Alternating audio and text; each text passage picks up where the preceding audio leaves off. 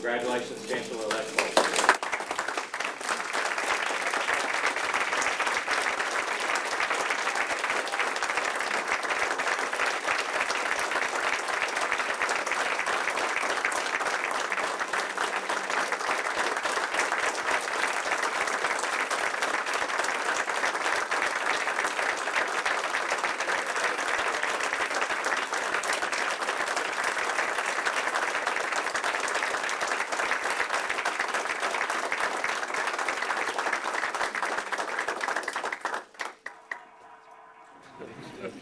Thank you.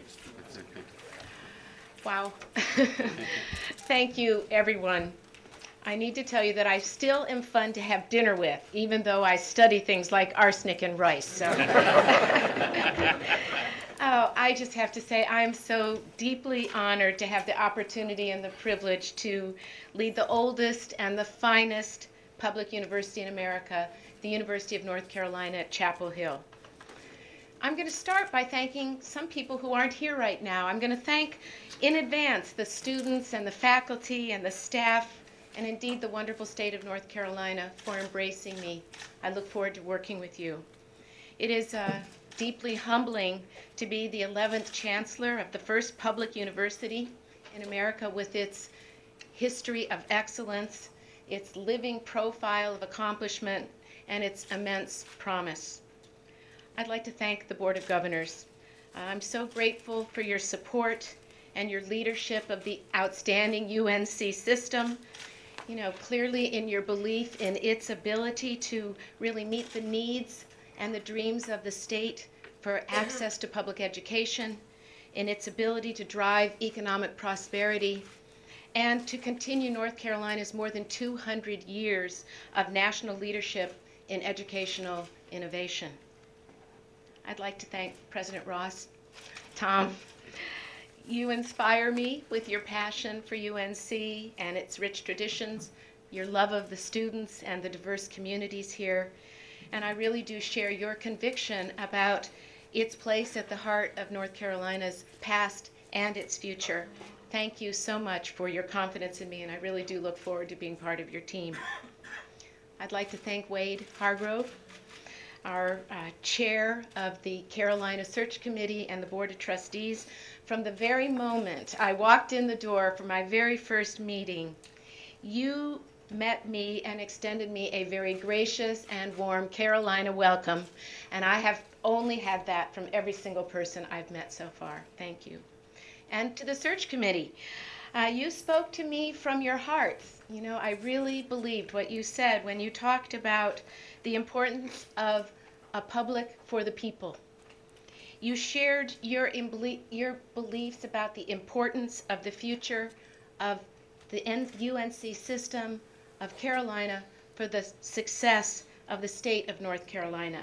And you each described in so many beautiful stories how your own education has changed your lives. Every single time we met, more ideas and some pretty hard questions just continued to draw me in, and I really look forward to working with you as well. Fellow chancellors, some of whom I've met, I'm really proud to join your ranks and to work with you to implement the new strategic plan and also to build increasing ties of collaboration and opportunity. Chancellor Holden, thank you so much already for your openness and your willingness to help me as I move into this role. I mean, really, your personal legacy of leadership together with the outstanding achievements of your faculty, staff, and students are greatly admired across the country. I think that you've created a very powerful momentum that really will provide us all the impetus we need to build an even stronger Carolina in the coming years. Thank you. I will do everything I can to ensure Carolina's proud tradition and commitment to leadership. And of course, I want to thank my family, my wonderful husband David, who's here with me, and you heard our son Noah and our daughter Tessa. They're always the ones that are there for you. They inspire me, they teach me, they make me laugh, and they're always with me. I do understand the legacy of public education. As you heard, I'm very proud of my own history at 3 great public universities. I grew up in Akron, Ohio, as the middle of 5 kids in a loving second-generation Albanian immigrant family. When my grandparents arrived at Ellis Island many, many years ago, I don't think that they might have been imagining their granddaughter in this incredible moment today. But you know, I think they would have believed that it's possible. That was exactly why they came to America. And I know how much public education can change lives, because it certainly changed my life. When I landed my first internship in a laboratory at the University of California, Santa Barbara, I was so excited. And it was there that I actually found out that I could create knowledge, not just learn it. I could create it. And from that moment, I've been completely hooked. It's that direct connection between our talented and creative faculty and our bright and aspiring students that is unlike any other in its ability to inspire, and to change lives.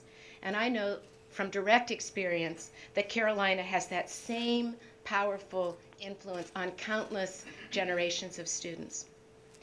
Carolina is not only known as one of the world's great universities, I've also learned how it's known as a place where students matter, it's known where staff matter, and it's known for a place where community counts. Walking across this beautiful campus with Student Body President Will Liemenstall, and by the way, always have a student take you across the campus. Wow, we went past the old well, we went down Polk Place, we went through the pit. David and I just felt the spirit of the place. You know, as longtime faculty, we already did know quite a lot about the academic strength and the reputation of Carolina, but we had not experienced Tar Heel fever. And we were here on the very day of the Carolina-Duke basketball game. We actually went to the Dean Dome with Barbara Hyde, and I can't say we actually had much of a chance to talk during that game because the noise and the excitement is wild. But we now really get the importance of Carolina blue, definitely get that, and we did immediately become Tar Heels. So I'm so looking forward to working and really to learning from all of you. I am sure that we're going to work together to provide an education equal to any education in the world. I'm sure that we're going to work together to make sure that our students don't simply learn what we know, but they learn how to create what will be, and that will be used by the state of North Carolina, the nation, and indeed the world for the future. I know that we're going to work together to define the frontiers of knowledge, and to put that knowledge directly into practice, to use it to solve difficult problems, and to reach for the stars. You know, I do love working with people. I always try to empower people, to lead a team that feels positive about its work, to hold the highest standards, and to be inspired by people's greatest aspirations.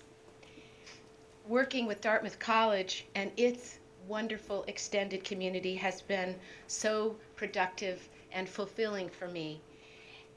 And I have learned, you know, so much being there.